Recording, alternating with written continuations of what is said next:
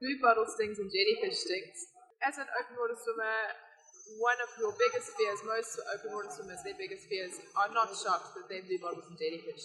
They're painful stings, and some people have really bad reactions where they actually go into anaphylactic shock. So the best thing to do is prevent getting stung in the first place. And the way that you can do that is by checking out in your local area which winds, which prevailing winds, which conditions bring in bluebottles. So that when that wind or those conditions are happening, you can avoid going out into the sea. If you're doing a specific channel swim which has a specific window period, they normally will plan them around the time when you're less likely to get stung by bluebottles and jellyfish, but it is inevitable that you are going to encounter one during your journey as an open water swimmer.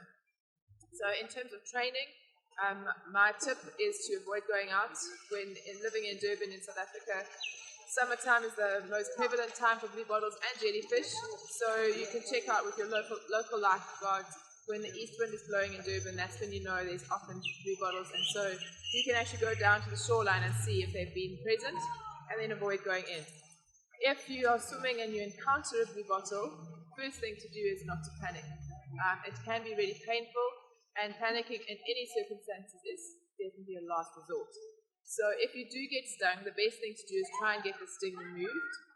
One of the easiest ways to do that is actually to dive deep down into the water to let it come off you. It's not a good idea to keep the sting on your body because it will start to penetrate and the toxins get into your system, and it can lead to anaphylactic shock or other scenarios. Once when I was swimming up the coast during the Philopoli Trail in South Africa earlier this year, I got stung by a bluebottle on my shoulder, and I naively thought, it's okay, the pain is distracting me from the cold that I'm feeling, I'm going to leave it. And so I left the sting on my shoulder, and as a result of that, I ended up getting swollen glands and had pain and numbness down my arm, and started feeling a little bit of pain into my chest, and I realized that I was reacting to the sting, so I went to my second and got an antihistamine and then removed the sting from myself, and within a few minutes it settled down and everything was fine. But when you are doing an open water swim, it's very important that you are prepared for all possible scenarios. So things like bluebottle and jellyfish sting, worst case scenario is you go into anaphylactic shock and you don't have anything to deal with that shock. So when you're doing and preparing for an open water marathon swim, be prepared to take antihistamines with you, take an EpiPen with you for a worst case scenario, because when you're out there in the open ocean, you're not going to get very quickly to a hospital. So you want to be able to do what you can in those extreme scenarios. So always be prepared. If you're going for a casual training swim or you're just swimming on the beach and you get stung by a bluebottle, one of the quick and natural things that you can do is take a piece of aloe from the side. Often there's aloe growing along the beaches, and you take some of that aloe, you break a piece off and you put the aloe gel on your sting, and that helps a lot with alleviating pain. Other things that people do is they say you must urinate on the sting, you must put vinegar on the sting, but most of those things are just myths and they don't really work. For me, the best thing to do is not try and aggravate it, so get sting off as easily and efficiently as possible, dive down deep into the water, and if necessary, then you can put your aloe gel on or take an antihistamine or a EpiPen if required. Never panic, and if you're in doubt and you're starting to feel some symptoms, rather take an antihistamine as preventative than allowing it to get to the stage where you need an EpiPen.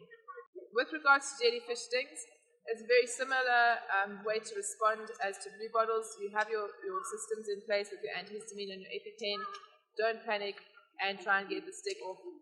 Often jellyfish stings can be a little bit more toxic and lethal than your bluebottles.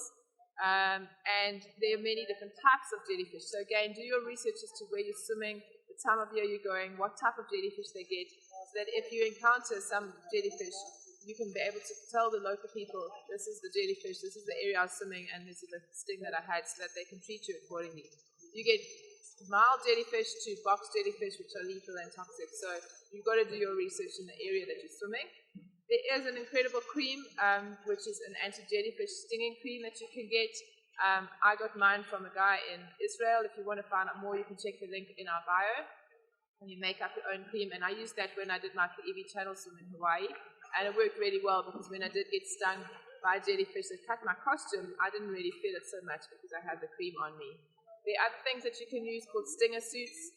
that people like Cameron Bellamy used on his recent crossing from Barbados to St. Lucia, which was 150 odd kilometers non-stop.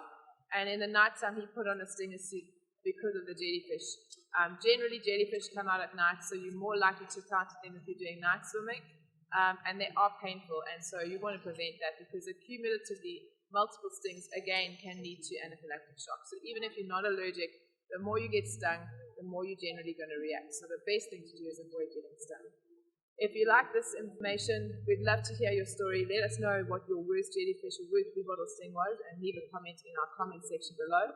And if you want to find out more, please subscribe to our YouTube channel and thank you for watching. If you like this video, please click like on the like button below and share it with your friends. If you have any comments or questions, please put them in the comment section below and we'll get back to you with answers or comments back.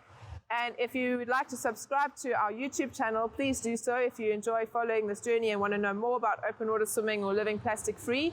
And most importantly, try and remember to live deeply and tread lightly every day as you go about your day-to-day life. Thanks for watching.